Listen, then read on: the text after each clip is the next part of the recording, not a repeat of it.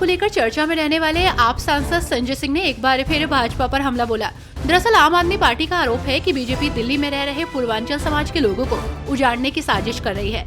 Party के वरिष्ठ नेता संजय सिंह ने कहा कि बीजेपी संसद में पूर्वांचल समाज के लोगों को रोहिंगा कहकर अपमानित करने के बाद अब उनके बच्चों को प्रताड़ित करना और उनके घरों पर बुलडोजर चलाना चाहती है। पंजाब में 5 जिलों में आज नगर निगम, 41 नगर परिषद और नगर पंचायतों के लिए वोट डाले गए हैं। मतदान सुबह 7 से शाम 4 बजे चला। इसके बाद मतगणना शुरू हो गई है। वहीं खबर लिखे जाने तक लुधियाना के हल्का सेंटर से आम आदमी पार्टी के विधायक अशोक पारासर की धर्मपत्नी मीनू पारासर की करारी हार हुई है। मीनू पारासर को भाजपा की उम्मीदवार पूनम रतड़ा ने 574 मतों के अंतर से हराया है। वहीं जालंधर नगर निगम के वार्ड नंबर 48 में आम आदमी पार्टी के उम्मीदवार हरजिंदर सिंह लाडा सिर्फ 1 वोट से जीते हैं। उन्होंने आजाद उम्मीदवार शिवनाथ सीबू को हराया है।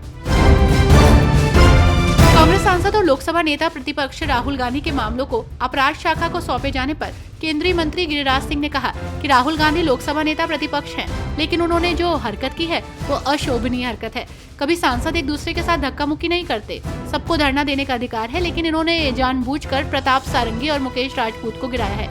वो अभी तक आईसीयू में भर्ती हैं। मैं समझता हूँ राहुल गांधी का आचरण अशोभनीय है। उन्होंने गुंडागर्दी का माहौल बनाने का काम किया। कानून से बड़ा कोई नहीं है।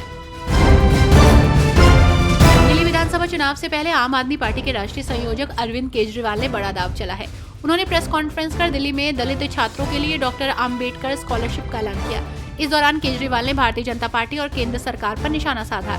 उन्होंने कहा, 3 दिन पहले गृह मंत्री अमित शाह ने बाबा साहब आम्बेडकर का मजाक उड़ाया। केजरीवाल ने कहा कि बाबा साहब जब जिंदा थे तब भी पूरे जीवन में उनका मजाक उड़ाया गया था। संसद बाबा साहब की वजह से है और उस संसद में मजाक उड़ाया जाएगा, किसी ने सोचा नहीं होगा। महाराष्ट्र की फडणवीस सरकार में विभागों के बंटवारे में देरी पर सियासत तेज हो गई। विभाग आवंटन में हो रही देरी पर शिवसेना के नेता आदित्य ठाकरे ने भी फडणवीस सरकार पर निशाना साधा। आदित्य ठाकरे ने कहा कि ये सब एक मजाक की तरह है। उन्होंने कहा, मंत्रियों को उनके भत्ते तो मिल गए, लेकिन कोई जिम्मेदारी नहीं।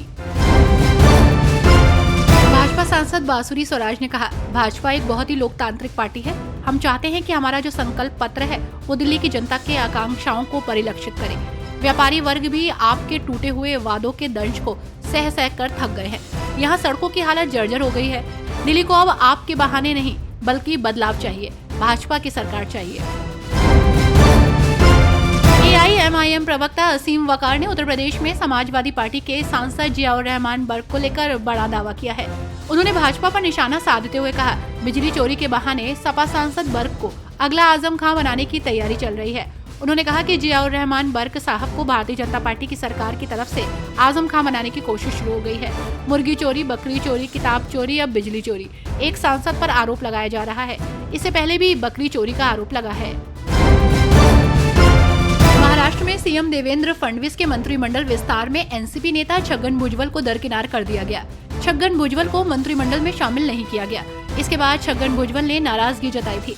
नाराज छगन भुजबल ने पार्टी के 3 बड़े नेताओं पर आरोप लगाया था, लेकिन एनसीपी का एक भी नेता भुजबल को समझाने नहीं आया। राजनीतिक विश्लेषकों का कहना है कि छगन भुजबल एनसीपी में अलग थलग पड़ गए हैं। मध्य प्रदेश के पूर्व मुख्यमंत्री और कांग्रेस नेता दिग्विजय सिंह ने संसद की सुरक्षा को लेकर सवाल उठाए। उन्होंने कहा कि आखिर कैसे बीजेपी सांसद डंडे लेकर संसद भवन के भीतर आ गए। इसके अलावा दिग्विजय सिंह ने CISF की सुरक्षा पर भी सवाल खड़े किए हैं। दिग्विजय सिंह ने कहा कि पहले जो वॉच एंड वार्ड की सुरक्षा व्यवस्था थी उसी को वापस लौटाना चाहिए। बीजेपी नेता मुख्तार अब्बास नकवी ने कहा, हार की हताशा में हुड़दंगी जो तमाशा कर रहे हैं ये लोग, तभी फिलिस्तीन और बांग्लादेश का झोला लेकर जिस तरह से ये लोग कर रहे हैं उनके पास मुद्दों की कमी है। इस तरह से हुड़दंगी जो तमाशा कर रहे हैं, उन्होंने कहा कि ये लोग हाथ में संविधान लेकर संविधान की बात करते हैं और इस तरह की हरकत करके संविधान को हाईजैक करना चाहते हैं।